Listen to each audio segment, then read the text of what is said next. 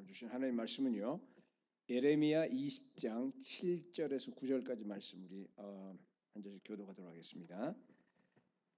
예레미야 20장 구약성경 1082쪽입니다. 7절, 8절, 9절 말씀 제가 7절 읽겠습니다. 여호와여 주께서 나를 권유하심으로 내가 그 권유를 받았사오며 주께서 나보다 강하사 이기셨으므로 내가 조롱거리가 되니 사람마다 종일토록 나를 조롱하나이다. 내가 말할 때마다 외치며 파멸과 멸망을 선포하므로 여호와의 말씀으로 말미암아 내가 종일토록 치욕과 모욕거리가 됩니다. 같이 읽을까요? 내가 다시는 여호와를 선포하지 아니하며 그의 이름으로 말하지 아니하리라 하면 나의 마음이 불붙는 것 같아서 골수에 사무치니 답답하여 견딜 수 없나이다. 아멘. 오늘 본문은요, 여러분 잘 아시는 남유다가 멸망하기 바로 직전에 예언한 그 예레미야에 대한 이야기. 예레미야의 어떤 오늘 사실 고백입니다. 예언이라기보다는 마지막 시대를 살아가는 우리들의 그 상황과 그리고 우리들의 그 마음을 너무나 잘 대변하는 것 같아요. 우리 예레미야서 여러분 그 읽을 때마다 저는 이 남유다가 그러니까 우리 한국 남한의 그 상황과 너무 비슷해요. 그렇잖아요. 거짓 선지자 타락한 그런 상황들, 북에서부터 끓는 가마라든가 무슨 또 거기에 나오는 여러 가지 그 내용들이 강대국 둘 중에 하나 선택해야 되는 거, 잘못 선택해서 하나님의 명령을 거절해서 뭐예요?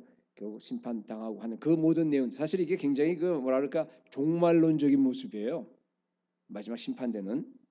신약 성경을 보면은 그 언제나 이렇게 종말을 전제로 해요.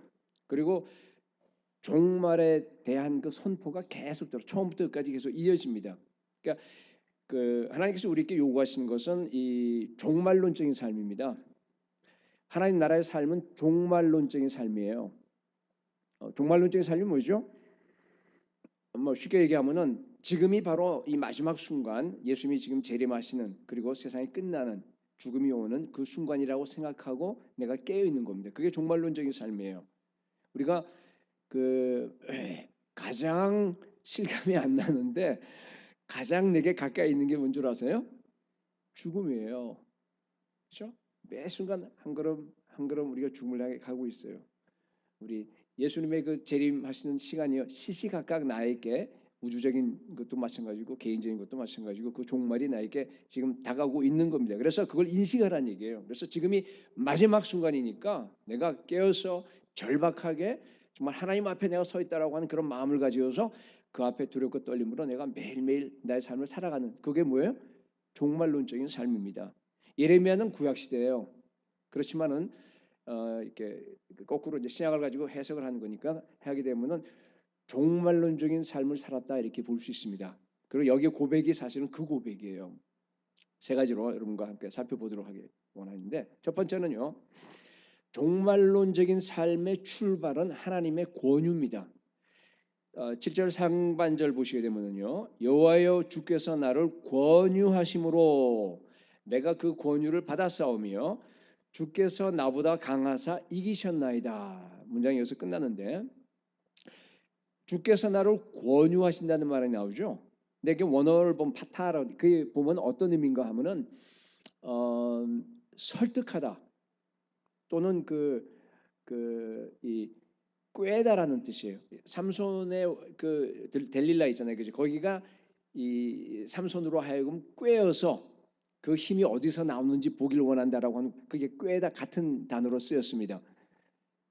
킹 제임스 버전에는 그래서 뭐라고 되어 있냐면요. 이 deceived란 말을 썼어요.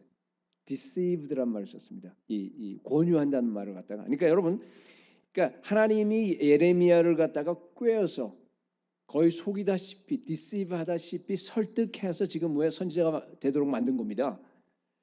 우리 예레미야 1장 5절을 보더라도 내가 너를 갖다가 모태에서부터 너를 짓기 전에 너를 알았다 그러잖아요. 그리고 네가 뱃속에서 나오기 전에 너를 성별했고 여러 나라의 선지자로 내가 세웠다 그런 말이 나와요. 하나님 나한테 다가와서 그렇게 얘기하면 예레미야를 향해서 다가와서 얘기하면 예레미야가 그래요? 그럼 제가 할게요 그랬어요? 아니잖아요. 그죠? 슬프도 소이다. 나는 어린 아이라서 말할 줄 몰라요. 안 됩니다 하고 거부했어요. 그러니까 하나님께서 다시 와서 뭐라 그러셨어요? 설득한 거예요. 무슨 소리야? 너 어린애가 아니야. 어린애라고 말하지 마. 두려워하지 말어. 내가 너와 함께 할 거야. 내가 너를 갖다 구원할 거야. 그러면서 하나님이 직접 예레미야에게 와서 손을 내밀어서 어떻게 했어요? 예레미야 입에다 이렇게 댔어요. 그리고 내가 내 말을 내 입에 두노라. 그러니까 뭐 어떻게 하겠어요? 그렇게까지 하는데 예레미야가 그냥 설득당해서 선지자의 그 험난한 선지자의 길을 갖다가 가게 된 겁니다. 여러분, 여기에 지금 예레미야에게 나타난 그것이 오늘 우리에게도 똑같이 일어나는 일입니다. 하나님이 우리 한 사람 한 사람을 갖다가 부르실 때 똑같이 이런 설득을 하셨습니다. 하나님이 우리를 꿰었어요. 그러니까 우리를 설득해서 예수 믿게 한 겁니다. 예수 믿고 나니까 장난이 아니에요. 그죠? 온 인생을 다 드리래. 근데 때는 늦었어 이미. 그렇잖아요? 네가 갖고 있는 걸 다 버리고 나를 따라오라. 예수님 따르는 게 그런 걸 갖다가 나중에 알은 거예요. 그전에 몰랐어요. 근데 이미 늦었습니다. 왜냐하면 우리가 이미 예수님이 누군지 알아버린 거예요. 예수님은 만왕의 왕입니다. 예, 그분이 다 하늘과 땅을 다스리고 주관하시는 분이에요. 하나님이십니다. 그걸 알고 나서 우리가 어떻게 뒤로 물러갑니까? 이제는 세상 사람들이 어떻게 살아가는지 여러분 다 보이죠? 그죠? 왜 세상 사람들이 돈에 집착하는지, 왜 그 사람들이 명예와 그 자녀와 그 뭐랄까 어떤 그 권력과 거기에 이렇게 막 그토록 사람들이 이렇게 매여 사는지 여러분 다 보이지 않아요? 왜 그렇죠? 우리 인간의 그 존재 본질 기입수한 곳에 공허한 게 있어요. 다 있어요 누구나다. 어떤 존재론적인 어떤 그 우울감, 어떤 그 불안감, 그죠? 그런 게 다 있어요. 근데 그거는 사실은 파스칼이 말했듯이 하나님이 아니면 그게 안 채워집니다. 근데 세상 사람들은 뭐예요? 하나님만 빼놓고 딴 걸로 채우려고 그러잖아요. 다른 걸로 그냥 채우려고 하다 보면 결국은 어떻게 돼요? 속박으로 돈의 노예가 돼버리고 약물의 노예가 돼 중독돼 버리고 마귀의 노예가 돼. 다 그게 그거 우리가 눈으로 다 보입니다. 그죠? 그렇습니다. 우리는 오직 예수 그리스도로 말미암아 자유함을 누린다는 것을 우리가 알고 있어요. 그리고 이미 그 자유의 맛을 우리가 한번 봤잖아요. 지금 현재 보고 난데 어떻게 돌아갑니까? 다시 못 돌아갑니다. 여러분, 하나님이 왜 저와 여러분들을 꿰어서 예수 믿게 하셨을까요? 응? 그렇게라도 안 하면 믿을 사람이 한 사람도 없기 때문에. 그래요. 다 자기 좋아하는 대로, 자기 마음대로, 자기 정욕이 가는 대로 우리가 다 따라 살다가 나중에 어떻게 돼요? 다 멸망, 전부 다 지옥 갈 사람들이에요. 하나님은 그걸 두고 볼 수가 없었어요. 하나님은 택한 영혼들을 갖다가 너무너무 사랑하기 때문에 어떻게 했어요? 막 꿰어서라도 설득을 해서라도 우리를 갖다가 예수 믿게 하신 겁니다. 그게 바로 뭔가 하면 우리를 사랑하는 하나님의 영원한 사랑의 이끄심입니다. 여러분 경험하셨어요? 그러니까 애들 1살, 2살 난 애들 뭐예요? 약을 먹어야 되는데 쓴 약이니까 못 먹으니까 어떻게 거기다 뭘 발라요? 사탕을 발라서 집어넣어 버리는 겁니다. 여러분, 우리는 모두 다 하나님의 꾀임에 하나님의 설득에 빠져서 예수 믿었습니다. 자발적으로 내 존재의 본질이 이게 죄로구나, 죄덩어리로구나. 그거 느꼈어요, 여러분? 그거 느끼고 나서 하나님 나 그게 온 사람 한 사람도 없어요. 우리는 정말 우리의 본질 자체가요. 존재의 본질 자체가 죄예요. 그렇기 때문에 내가 성령 충만하고 예수 그리스도로 내가 충만해서 주님의 임재로서 가득 차지 않으면요. 항상 죄지예요. 그걸 갖다가 나중에 깨달은 거예요. 예수 믿고 나서야 비로소 내가 정말 이런 죄인으로 하는 것 같다가 그때 깨닫는 겁니다. 여러분 주께서 나보다 강해서 항상 이겨야 합니다. 그게 여기 나와 있는 말씀이에요. 하나님은 언제나 우리보다 강하세요. 언제나 우리를 이기십니다. 하나님이 우리를 꼬이면요 거기 안 넘어갈 사람 한 사람도 없어요. 마귀가 꼬여도 넘어가는데 그 영원한 지혜 그다음에 그 뭐예요? 예? 정말 그 하나님께서 우리를 갖다가 찾아와셔서 그냥 우리의 폐부와 심장을 다 말을 안 해도 다 뚫어 보시는 분은 아니에요. 그러니까 우리 다 근데 하나님께서 우리를 갖다 강제로 안 하세요. 억지로 안 하십니다. 우리의 자유의지를 다 존중해 주시죠. 그렇잖아요. 그러니까 사실은 뭐예요? 내가 선택해서 예수 믿은 거예요. 내가 선택해서. 그래서 여기 뭐라 그럽니까? 우리 이 본문에도 뭐래? 내가 그 권유를 받았사오며 그러잖아요. 이게 우리 얘기입니다. 우리를 꿰어서 예수 믿게 하신 주님을 찬양합니다. 아멘. 예. 여러분 예수 믿을 때도 그렇지만은요. 우리 예수 믿고 난 다음에도 마찬가지예요. 항상 내 안에서 예수 그리스도가 이기셔야 됩니다. 항상 강해야 됩니다. 그죠? 바울은 그리스도의 사랑이 나를 뭐라 그랬어요? 강권하시는 도다 그랬어요. 우리가 마치 거대한 강 가운데 있어요. 근데 그게 하나님의 그 십자가, 예수 그리스도 십자가의 그 은혜의 강이야. 막 물살이 세요. 막 흘러가는 거예요. 근데 내가 거기 서 있어요. 가만히 있을 수가 없죠. 어떻게 해요? 떠내려가는 겁니다. 그게 그리스도의 삶입니다, 여러분. 하나님이 나 같은 죄인을 위해서 십자가 지고 나를 사랑하셔서 그리고 나서 정말 고통당하셨어. 피 흘리셨습니다. 그 엄청난 사랑으로 우리를 구원해 주신 거예요. 근데 내가 어떻게 이기적으로 내가 살 수 있어요? 이제는 너희 자신을 위해 살지 말고 너를 위하여 죽었다 다시 살아나신 이 예수 그리스도를 위해서 살아가라 하고 우리 주님께서 오셔서 우리에게 계속 초청하시는 거 아니에요. 근데 우리가 어떻게 그 초청을 갖다 우리가 거절할 수 있어요? 안 되는 거예요. 끌려가는 거예요. 사랑에 이끌려서 그 사랑의 그 바다 안에서 그 흐름 속에서 우리가 이끌려가는 게 그게 바로 그리스도의 삶이고요. 그렇게 내가 항상 예수 그리스도가 나보다 더 세서 나보다 강해서 나를 이겼다 하는 것, 그렇죠? 그것이 바로 뭔가면요, 내가 구원받은 증거입니다. 여러분 삶 한번 돌이켜 보시기 바랍니다. 혹시 내가 예수님보다 더 세서 항상 내가 이기지 않아요? 에? 내가 원하는 건 내 주장, 내 생각, 내 판단, 그대로 그냥 막 살아가면서 그냥 남에게 상처 주고 내 마음대로 살아. 여러분 만약 그렇다 그러면 그 구원받은 사람 아니에요. 그렇지 않습니다. 구원받았으면 당연히 예수님이 항상 나보다 강해서 나를 이기셔야 됩니다. 이것이 종말론적인 삶의 출발입니다. 자, 두 번째, 종말론적인 삶은요. 그 다음 절을 보게 되면은요. 여호와의 말씀 때문에 조롱거리가 되는 삶이에요. 그 7절 하반절부터 보면은요. 내가 조롱거리가 되니 사람마다 종일토록 나를 조롱하나이다. 8절 내가 말할 때마다 외치며 파멸과 멸망을 선포함으로. 이게 뭐죠?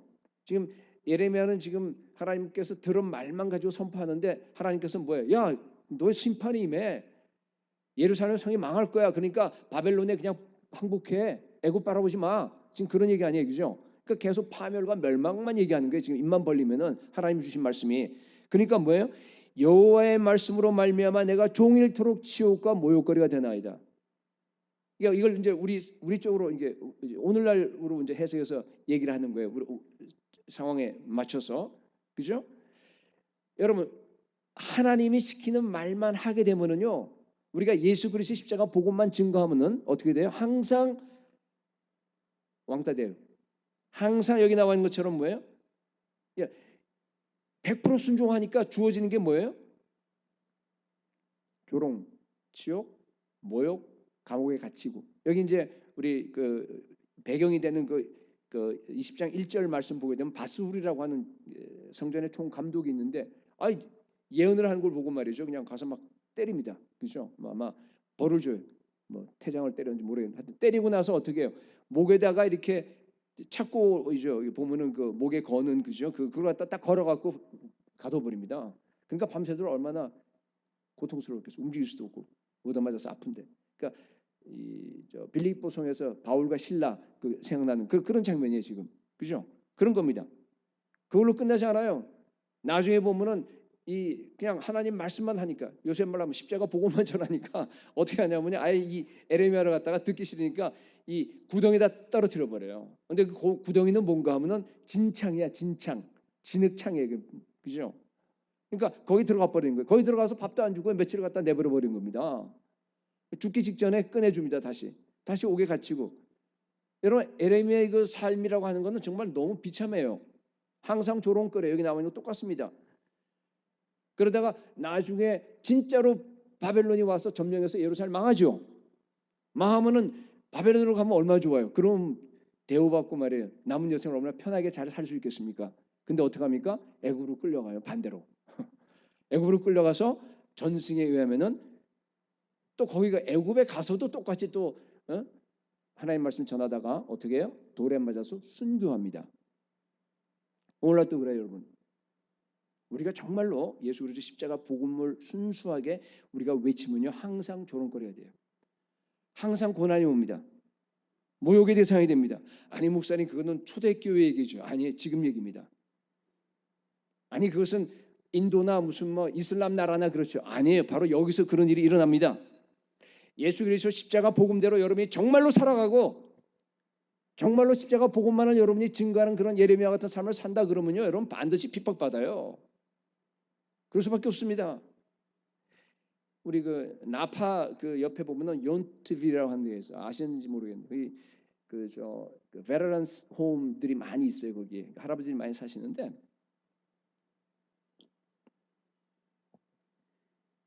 금년 봄에 일어난 일이에요. 84살 난 할머니가 아주 건강한 할머니가 자기 집에서 성경 공부를 가르쳤어요. 아 너무 멋있어요. 우리 여러분 정말 죽기 전까지 믿지 않는 사람 불러다 여러분 집에서 성경 공부 가르치시기 바랍니다.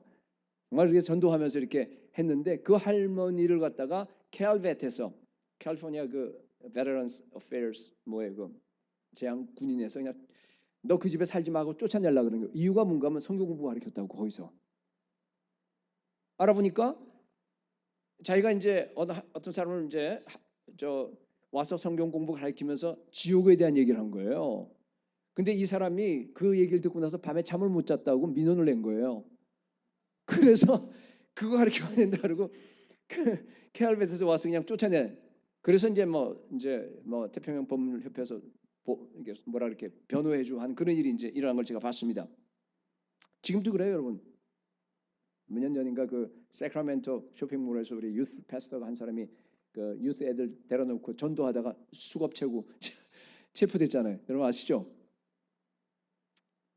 온 세계 성혁명이 일어났어요. 이 물결이 어마어마합니다. 여러분 아시다시피 그렇죠? 동성애, 동성혼 이게 뭐 이제 거의 다 법조에 돼갑니다. 거의 다 됐어요. 성경에는 분명히 동성애라고 하는 건 죄다라고 밖에 나가서 한번 선포해 보시죠. 어떻게 되죠? 그거는 국법을 갖다 어기는 죄가 됩니다. 그렇죠? 성소수자들의 인권을 유린한 죄가 됩니다. 여러분 이게 하나님의 말씀을요 바깥에 나아가서 전파할 수, 증거할 수 없도록 원천 봉쇄를 이미 당한 겁니다. 국법으로 이미 교회의 족쇄가 다 채워졌습니다. 한국에도 똑같은 이 차별금지법을 만들려고 하는 거 여러분 아시죠, 그죠?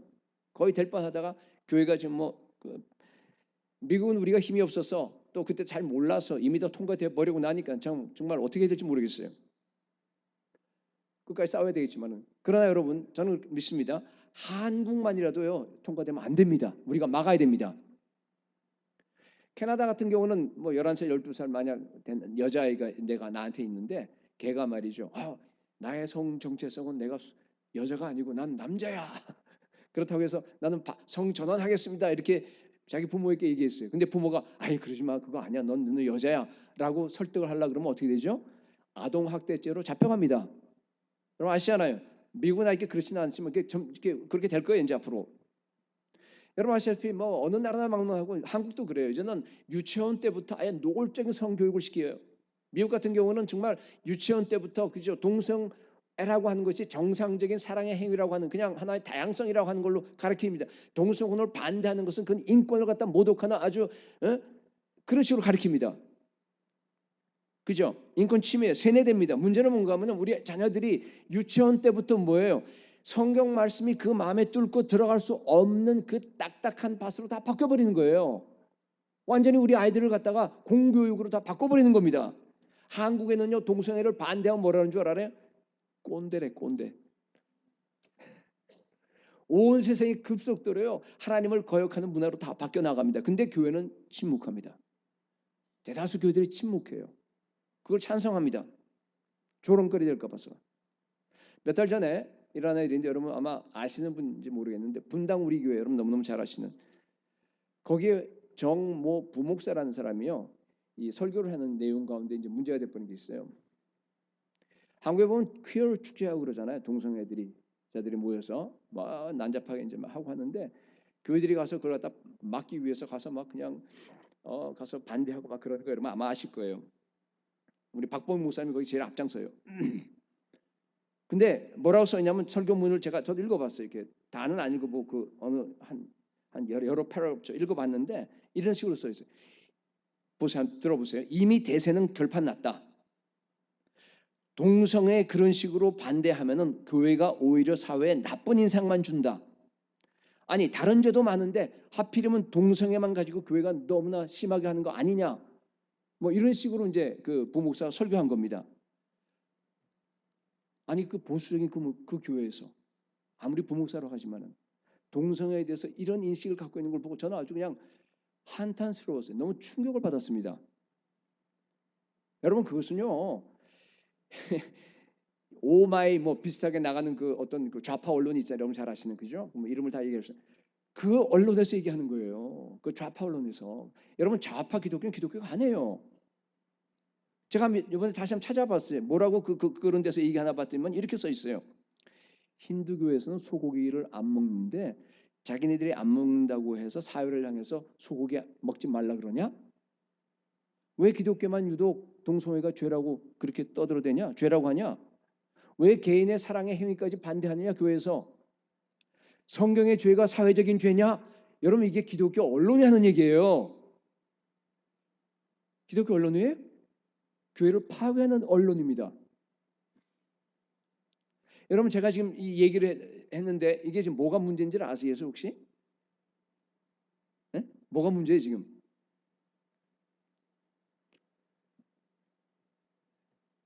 신앙과 삶을 분리하는 게 문제예요 여러분. 신앙과 삶을 분리하는 것이 오늘날 교회의 가장 위험한 적입니다. 신앙과 삶을 분리하면요 기독교 무너져 버려요. 우리가 복음을 받아들이는 순간 우리는 하나님 나라 안으로 들어가죠. 하나님 나라 안에서 하나님 나라 시민으로 이 땅에 비록 살아가 있지만은 그러나 하나님 나라의 삶을 우리가 살도록 요구받습니다. 예수 그리스도는 온 땅, 온 지구의 왕입니다. 우리가 하나님 나라의 시민으로서 하나님 나라의 법을 갖다가 하나님 나라 법이 성경이에요. 그죠? 그 법을 갖다가 지키는데 그 법은 이 세상에 있는 국법보다 더 우선합니다. 그렇잖아요. 그거 정도가 아니죠. 그 정도면 이제 괜찮은데 그보다 더 한 걸음 더 가는 뭐죠? 우리는 진정한 그리스도인들은 뭐예요? 온 세상을 갖다가 다 하나님 나라로 다 변화시켜야 될 그 책임을 우리가 가지고 있습니다. 그래서 복음을 전하는 겁니다. 그죠? 그게 우리의 책임입니다.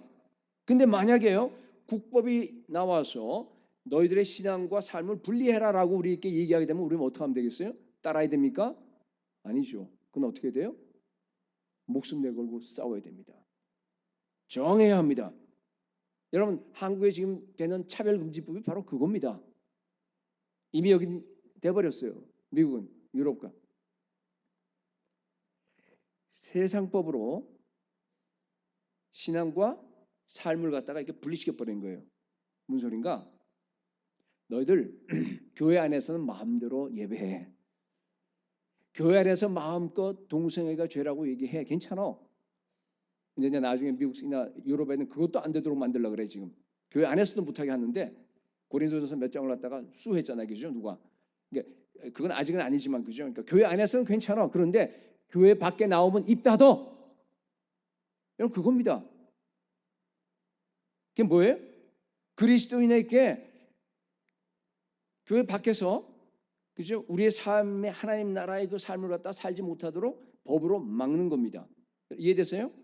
그렇죠? 기독교를 해체시키는 법이에요. 목숨 걸고 교회를 지켜야 합니다. 미국 법이 이미 통과됐지만요. 우리 다시 일어나서 지켜야 돼요. 정말 그 샌프란시스코 그 뭐예요? 그 동성애 나가면요. 목숨 걸고요. 혼자 가서 1인 시위 하세요. 회개하러 repent. 얘기하고 하나님 당신을 사랑하신다. 게이들을 갖다가. 그러나 회개하고 하나님께 돌아와라. 아마 얻어맞아 죽을 거예요. 우리 몇 사람이 좀 나가세요. 한번 우리 나갈 때. 계속 목소리를 내야 됩니다. 그러나 저는 한국에서는요. 그 법은 통과되면 안 됩니다. 여러분 유럽과 미국과 에서 교회가 침묵했기 때문에 통과된 거예요. 만약 교회가 정말 미국에 있는 교회들이 벌떼같이 일어나서 안 된다 하고 막 싸웠다, 목숨 걸고 싸웠다 그러면 이렇게는 안 됐을 것 같아요. 제가 그렇지 않아요? 그죠? 예, 여러분 성혁명의 최종적인 목표가 뭔 줄 아십니까? 교회를 말살하는 거예요. 성경을 갖다가 무효화시킨 겁니다. 명확합니다. 교회가 침묵하면은 한국도 차별금지법이 만들어질 거고 결국은 서구처럼 똑같이 교회가 무너져 갑니다. 사실 너무 늦었어요. 너무 늦었어요. 보세요.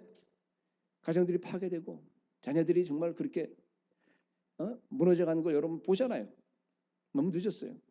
우리 교회가 깨어서 제자들을 양육해서 그 제자들로 하여금 법조계도 가고 정치계도 가고 교육계도 가서 거기서 바로 그 자리에서 하나님 나라를 갖다가 세우고 예수 그리스도의 통치가 일어날 수 있도록 우리 제자들 양성해서 이미 다 키웠었어야 돼요. 근데 실패했습니다. 교회가. 그럼 어떻게 했어요? 이미 늦었다고 그냥 두 손 듭니까? 아니잖아요. 지금이라도 움직여야죠. 지금이라도 어떻게 됩니까? 막아야 됩니다. 목숨 걸고 막아야 합니다. 여러분, 저는 여러 가지 얘기했지만은 자유주의 신학은 기독교가 아닙니다. 마찬가지로 사회주의를 옹호하는 그 교회는 교회가 아닙니다. 여러분 한국 교회 보면요 이미 과반수가 넘어가 버린 거 아세요? 자유주의와 그리고 사회주의 WCC, KNCC 이렇게 나가는 거 보면은요 이미 과반수를 넘어버렸습니다. 성경을 절대 진리로 받아들이지 않는 교회가 과반수가 넘었어요. 그렇기 때문에 동성애를 옹호하는 겁니다. 그러니까 그런 얘기를 하는 거예요. 좌파 원론 아까 얘기했듯이. 여러분 진짜 복음을 믿는 그리스도인들은요 절대로 사회주의 좌파가 될 수 없습니다. 일단 크게 아멘 해주죠. 정말이에요 여러분. 이게 심각한 얘기입니다. 왜냐하면요 여러분 이게 사회주의하고 기독교는요 완전히 상극이에요. 뿌리가 달라요. 사회주의 뿌리는 뭡니까? 이것은 뭔가 하면요 유물론적이고 인본적인 유토피아 사상이 여기 뿌리를 받고 있습니다. 여기는 완전히 다르잖아요. 우리 쪽은. 근데 어떻게 기독교 사회주의가 가능합니까? 그건 속임입니다. 그건 마귀의 유혹입니다, 여러분. 성경과 충돌합니다. 온 지구상에서 사회주의가 지금 거의 다 폐기돼 가는데 물론 중국 같은 데는 지금 뭐 하지만 그런데 왜 유독 한국에만 그렇게 사회주의가 기승을 부립니까? 교회가 다 굴러 들어가 버렸어요. 거의 다. 상당히 많은 부분이. 한국 교회 십자가 복음이 약해져 버리고 소액해지니까 그 무너진 틈에 세속주의, 혼합주의, 사회주의가 그냥 막 딱 자리 잡고 거기에 그냥 지금 들어가 버린 겁니다. 교회 안에 성경 지식은 있어요. 믿는다는 모양은 있어요. 근데 복음의 능력이 없는 거야. 그러니까 뭐예요? 인간의 힘으로 혁명을 일으키고 인간의 힘으로 내가 뭔가 해서 거기다가 정말 사회적인 유토피아를 건설한다는 걸 갖다가 하나님 나라하고 그냥 착각해 버리는 거예요. 그런 목사들이 너무 많아요, 여러분. 막 통탄하는 일에 보면은 계급 투쟁을 갖다가 교회 안으로 끌고 들어와요. 여러분 속지 마십시오. 다시 얘기합니다. 기독교가 아닙니다. 자유주의와 사회주의에 물든 교회는 기독교가 아닙니다. 여러분 모든 문제 해결은 오직 예수 그리스도입니다. 환경 문제, 경제적인 불평등 문제, 그다음에 무슨 국가 간의 문제, 사회적인 갈등 문제, 여러분 그 모든 문제를 해결할 수 있는 것은 예수 그리스도밖에 없어요. 하나님 나라가 이 땅에 도래하게 되면요 그 문제가 다 해결됩니다. 우리는 오직 예수 그리스도 한 분만을 증거합니다.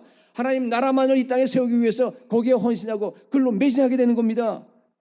근데요 그런 식으로 십자가 복음만을 갖다가 증거하면 어떻게 되는 줄 알아요? 왕따당해요. 여기니까 여러분들이 다 동의하죠. 한국 가서 얘기하면요 돌 날라와요. 아세요? 조롱거리가 됩니다, 여러분. 사회가 저같이 말하는 이 순수한 그 복음의 교회를 갖다가 공격할 겁니다. 앞으로 보세요. 지금도 공격하지만은 어마어마한 공격이 들어올 거예요. 어쩔 수 없어요. 그래도 동성애 반대할 수밖에 없어요. 바람만 할 수밖에 없어요. 예레미야처럼 사회주의 좌파를 교회에서 몰아내야 합니다. 처음부터 그랬어요, 여러분. 초대교회 때로 했습니다. 초대교회 때. 예레미야 때도 마찬가지였습니다. 여호와의 말씀 때문에 늘 치욕과 모욕거리가 되었습니다. 그래도 복음대로 살아야 합니다. 그래도 순수한 복음만을 지켜야 합니다. 그래도 복음을 가지고 세상과 충돌해야 합니다. 그게 바로 뭔가 하면 종말론적인 삶입니다. 오늘 죽는다고 하더라도 예레미야처럼 정말 나아가서 오직 하나님 말씀만 외치고 하나님 말씀대로 살아가는 저와 여러분 될 수 있기를 축복합니다. 마지막 세 번째,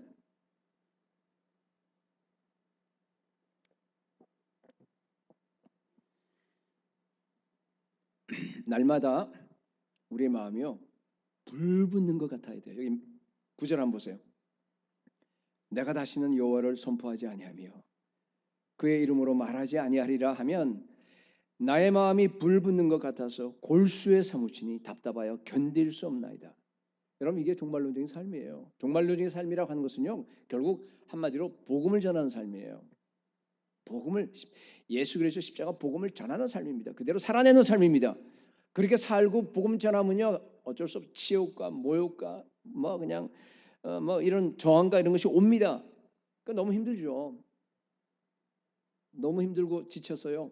아유 안 되겠다 하고 주저앉아 버리는 거예요. 아 안 되겠다. 근데 가만히 주저앉아 있으면 어떻게 돼요? 내 마음 속에서요 막 불이 올라와요. 불이 타갖고요 가만히 앉아 있을 수가 없어요. 견딜 수가 없는 겁니다. 불타는 것 같아요. 영어 그 성경에 보면요 표현이 굉장히 잘 되어 있습니다. Burning fire shut up in my bones란 말이 되어 있어요. 이게 뭔가 하면요 막 마음에서 불이 타오르는데 그냥 가만히 앉아 있는데 더 이상 못하겠다고 마음에 불이 나오는데 이게 점점 커져요. 근데 그게 내 뼈 안에서 그냥 꽉 갇혀 있는 거예요. 그 불이 어떻게 되겠어요? 점점 뜨거워지고 압력이 세지고 하다 보니까 막 폭발하기 일부죠. 할 수 없어서 입을 벌려서 그냥 그 뜨거운 불이 토해내는 거예요. 여러분 그게 복음 전도입니다. 그게 선교예요. 그게 우리의 삶입니다.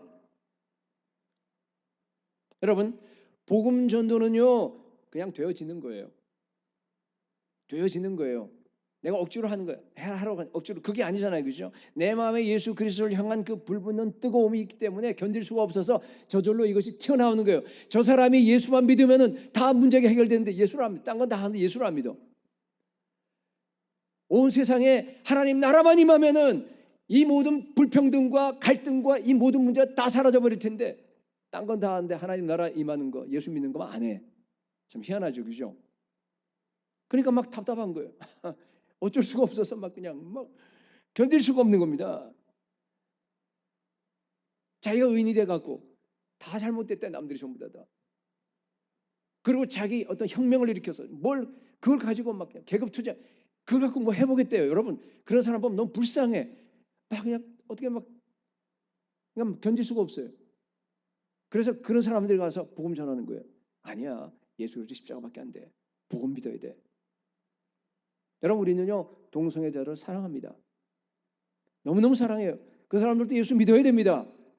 하나님이 그 사람들도 그 사람 중에서도 아마 택한 사람이 있을런지도 몰라요. 좀 적겠지만은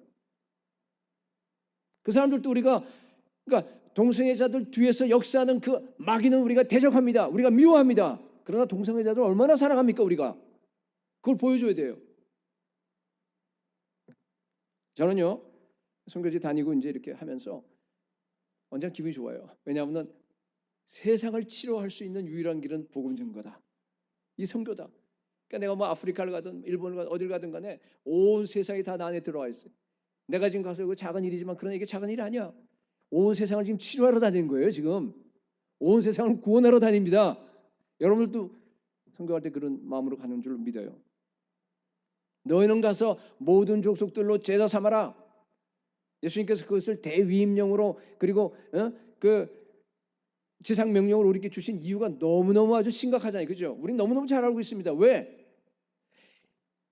해체돼가는 이 세상을 살릴 수 있는 길은 이 길밖에 없기 때문에 그렇습니다. 하나님은 이 세상을 살리기 원하세요.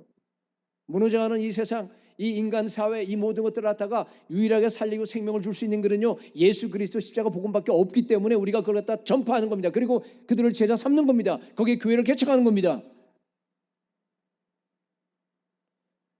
우리 아까 광고에도 하고 그랬지만은 매주 수요일 날마다요 우리 자매들이 모여서 이 지역을 갖다 다니면서 이제 전도를 합니다.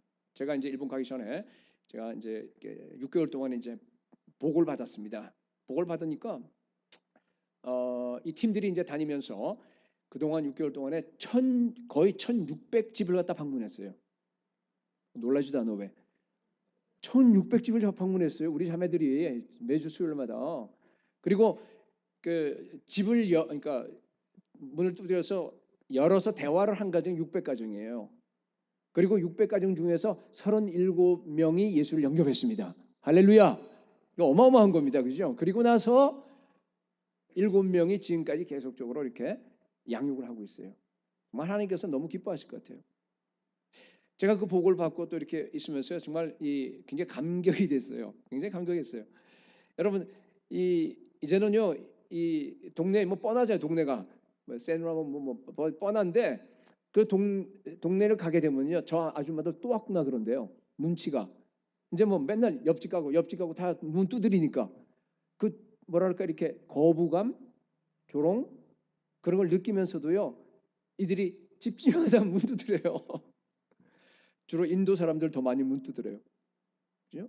인도에 대한 그 마음을 받았기 때문에. 그러면서 하나하나 복음 전하는 겁니다. 여러분, 그 왜 그러겠어요?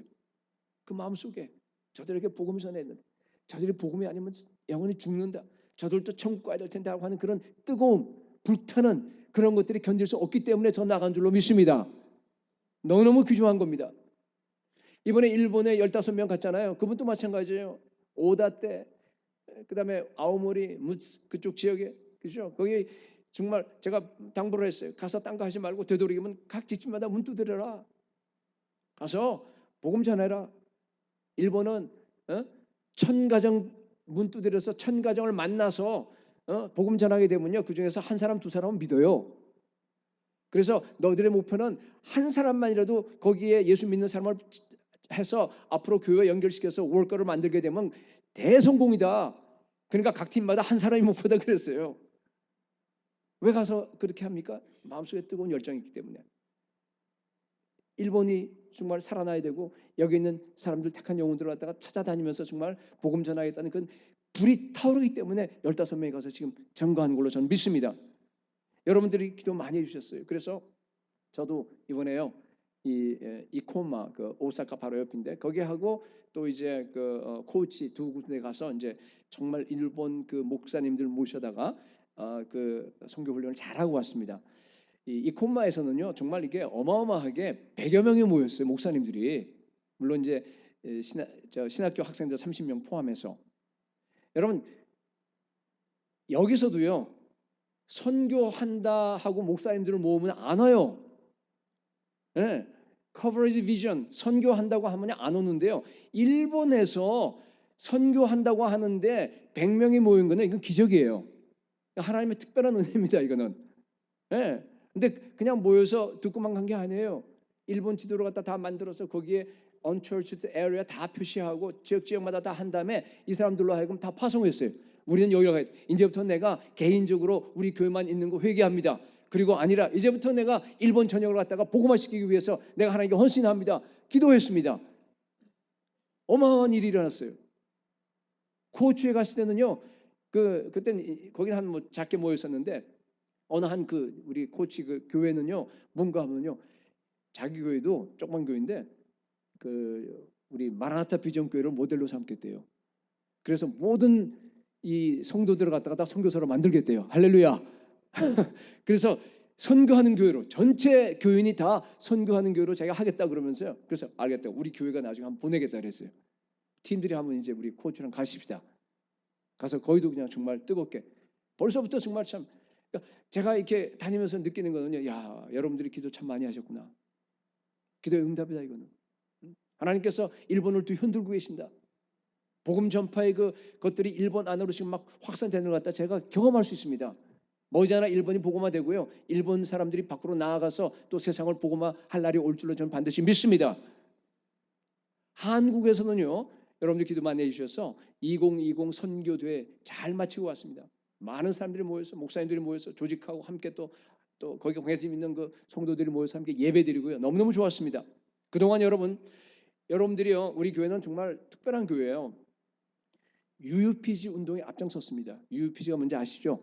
미개척 미전도 종족.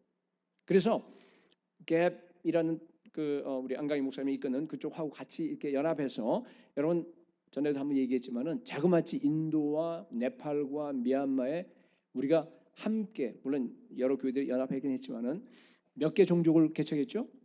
1,000개 종족을 개척했어요, 여러분. 인구 단위 1,000명까지 다 합해서. 그러니까 지금 선교 역사상 없는 일을 한 겁니다. 너무너무 감사합니다. 근데요, 이제 앞으로 남아있는 UUPG가 260여 개밖에 없어요. 2000년도 암스테르담 대회에서 이제 UUPG라는 말을 처음으로 써서 이제 이걸 개척하자 막 이랬거든요. 근데 20년 지났죠. 20년 지났는데 이제 내년이면 거의 끝날 겁니다. 260개 남은 것도 거의 다. 특별한 지역, 전쟁 지역 이런 건 안 되겠지만은. 그럼 이제 그 다음 전 세계의 선교 목표가 필요할 거 아니겠어요, 그죠? 그래서 우리가 선교대회 하는 거예요. 다음에 선교 목표는 뭔가 하면요. 지금까지는 0%였어요, 그죠? 복음화율 0%에다가 가서 우리가 사역자 보내고 개척해서 교회가 적어도 1개 이상은 세워졌습니다, 거기에. 그래도 0.00001%가 많아요. 근데 0.1% 미만인 그걸 다 종족들 보니까 4,700개예요. 130여 개국에. 그걸 갖다가 개척하는 게 우리 교회와 그리고 온 세계 교회가 그 다음에 개척해야 될 그 목표입니다. 인구수로 따지면요 18억이나 돼요, 자그마치. 아직도 멀었습니다, 미성도 종족이. 그래서 내년도에 2020 선교 대회를 하면서요, 그 4,700개 중에서 90개국에 있는 500명의 현지 목회자들을 갖다 초청하려고 그래요. 초청해서 그들을 갖다가 교육시키는 거예요. 훈련시키는 겁니다. 그래서 이들로 하여금 옆에 나라와 또 주변에 있는 그 미도 종족에 가서 복음을 전할 수 있도록. 그러니까 0.00001%에서 0.1%, 그다음에 0.5%, 1% 이렇게 계속 올라가야 될 거 아니겠습니까? 그래서 앞으로 10년, 20년 동안에 그 4,700개 종족을 갖다가 완전히 다 2%대로 올리는 것이 목표입니다. 여러분, 그게 앞으로의 우리 교회의 목표입니다. 우리 온 세계 교회의 목표입니다. 그래서 그들을 갖다가 개척 훈련하라고 합니다. 지난 10년 동안 여러분들이 앞장서 주셔서 아까 얘기했듯이 1,000개의 그 UUPG를 갖다 개척한 것은요, 여러분 사실 보면은요, 몇 개 교회가 이게 합해서 한 줄 아세요? 기껏해야 10개 교회예요. 미국에 있는 교회, 한국에 있는 교회 합해봐야 10개 좀 넘던 거 같은 10개예요. 그 플러스 마이너스 돼서. 근데 여러분, 앞으로 남아있는 이 선거 목표를 달성하기 위해서는요, 10개 교회 갖고는 안 됩니다. 네. 수많은 한국 교회들, 세계 교회들, 미주에 있는 한인 교회들이 동원돼야 합니다. 그래서 이번 2020 선교 대회를 통해서요, 저희들의 목표는 뭔가 하면 500개 교회를 동원하려고 그래요. 500개 교회. 그래서 500개 이 현지에 있는 이 미전도 종족에 있는 종족들 있잖아요, 그죠? 1대1로 연결시켜 버리려고 그래요. 연결시켜서 대회를 하면서 여기 있는 사람들도 훈련하고 한국 사람들도 훈련하고 또 뭐 외국에 있는 사람, 그 다음에 이제 여기 있는 미전도 종족에 있는 목사님들도 훈련시켜 갖고 같이 연대하고 같이 연계하고 또 연결하고 뭐 네트워크도 하고 얼라이언스도 하고 또 이퀴핑도 하고 트레이닝도 하고 그렇게 해서 이 선교대회를 갖다 진행을 하는 겁니다. 그러니까 여러분이 생각하는 그런 선교대회가 아니에요. 선교사님들 나와서 간증하고 은혜 받고 그런 선교대회가 아니고 실제적으로 앞으로 남아있는 4,700개 종족들을 갖다가 완전히 복음화시키기 위해서 그 선교대 안에서 그 모든 협력과 그 모든 전략과 그 모든 것들이 이루어나서 선교대회를 통해서 이제 앞으로 4,700개 18억 그 인구가 미전도 종족에게 복음이 증거될 수 있도록 실제적인 사역들을 갖다가 계시하는 겁니다. 그러기 위해서 2020 선교대회를 하는 겁니다. 여러분, 기도해 주시기 바랍니다. 기도해 주시기 바라요. 정말 여러분의 기도가 필요합니다. 저는 이런 생각이 들어요. 그걸 이렇게 하면서요, 마치 거대한 산을 갖다가 이렇게 옮기는 것 같은 그런 사역이라고 생각이 들어요. 이건 십자가 지는 사역이에요. 이건 정말 열방의 그 음부의 문들을 갖다가 다 부수는 사역인데 사탄이 어마어마하게 방해를 합니다. 지금도 방해하고 있어요. 여러분, 우리 교회가요, 그동안에 물론 제가 풀로 하지 못했지만은 아시다시피 이 지역에 샌프란시스코 베이 지역에서 우리가 하는 그 일들을 갖다가 하기 위해서 다른 교회를 동원했잖아요. 동원했는데 5, 6년 동안 동원한 교회가 몇 개인 줄 아세요? 3개예요. 3개. 여러분 잘 아시는. 금년에 같이 상황중앙교회도 같이 하기로 했기 때문에 3개예요. 3개. 근데 여러분 목표가 뭐예요? 앞으로 1년 정도 남았는데 500개 교회를 동원한다? 이거 불가능한 얘기입니다. 저는 그걸 이렇게 기도하고 생각하고 있으면요, 야, 이건 하나님께서 기적을 일으켜 주지 않으면 이건 불가능해요. 어떻게 그걸 합니까, 여러분? 근데 하나님 부담을 주셨어요. 안가희 목사님이나 또 우리를 통해서. 그래서 우리가 시작하는 거예요. 그리고 우리 교회가 벌써 거기에 우리가 주축으로 주도적으로 우리가 모르게 천종족 개척하는데 우리가 주도적으로 했듯이 마찬가지예요. 지금 또 이거는 세계 선교의 그 다음 방향이기 때문에 우리 교회가 또 그냥 들어가서 우리가 주도적으로 해야 됩니다. 하면 좋겠어요. 저는 이렇게 생각 들었어요. 하나님께서 이것은 기도로 돌파하지 않으면 안 되는 지금 사역인데 우리 교회가 그래도 기도하는 교회이기 때문에 하나님께서 우리 교회 사람들이 한 마음이 되어서 이것을 위해서 기도하게 되면 반드시 500교회가 동원될 줄로 저는 믿습니다. 반드시 4,700개 18억 그곳에 하나님의 교회들이 세워져서 앞으로 10년 20년 동안에 그 미녀 종족을 다 벗어나서 물이 바다를 덮은 같이 여호와의 영광을 인정하는 것이 온 세계 열방 가운데 펼쳐지는 그날이 반드시 올 줄로 저는 믿습니다. 우리가 할 수 있습니다. 여러분 기도해 주시기 바랍니다. 이제부터 매일매일 여러분의 기도 가운데요, 여러분 포함시켜 주시기 바랍니다. 주여 2020 선교대회를 통해서 500개 교회들이 동원되게 하여 주옵소서. 복음화율 0.1%인 그 4,700개 종족에 주님의 교회와 사역자들이 세워지게 하여 주시옵소서. 내가 복음을 전하지 아니하면 내게 화가 미칠지라도 내 마음이 불붙는 것 같아서 견딜 수 없습니다.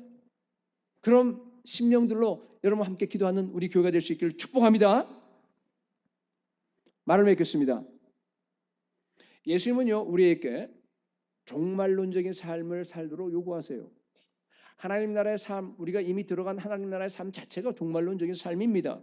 그런데요, 세상은 급속하게 하나님으로부터 멀어지고 있어요.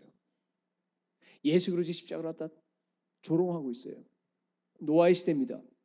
근데 또 교회를 보면은요, 교회들은요 급속도로 식어져 가고 있습니다. 세속화돼요, 타협합니다, 침묵합니다, 아무 일도 안 해요.